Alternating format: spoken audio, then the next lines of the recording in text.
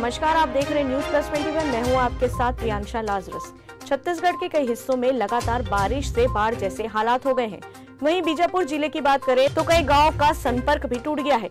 कई गांवों को खाली भी कराया गया है। बाढ़ प्रभावित क्षेत्रों का आज आबकारी मंत्री कवासी लखमा ने दौरा भी किया। उन्होंने बाढ़ प्रभावित क्षेत्रों के हालात का जायजा लिया है। वहीं मौसम विभाग का कहना है कि अभी बारिश होगी, इसको लेकर अलर्ट जारी किया गया है।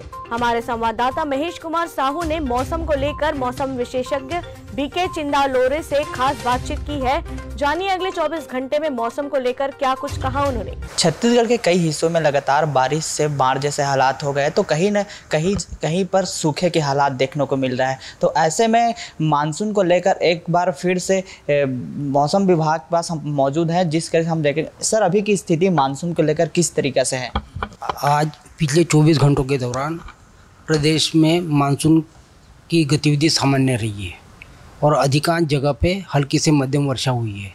और पिछले 24 घंटों के दौरान सर्वाधिक वर्षा जो है चापा में हुई है 64 मिलीमीटर।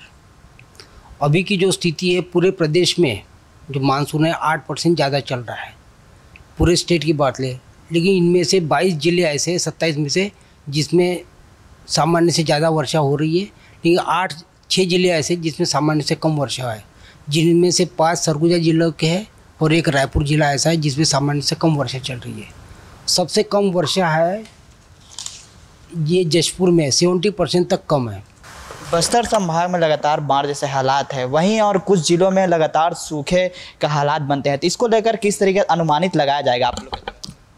बस्तर संभाग में बारिश अच्छी हो रही है और बस्तर संभाग का जो बीजापुर जिला है उसमें 175-80% तक बारिश ज़्यादा है सामान्य से। तो बस्तर संभाग में अच्छी बारिश हुई रही है। बस्तर संभाग में बारिश कम नहीं है, सिर्फ बारिश कम है ये सरगुजा संभाग में बारिश कम है। ये थे हमारे साथ मौसम विभाग के बीके सर, जिन्होंने सभी जानकारी दी है।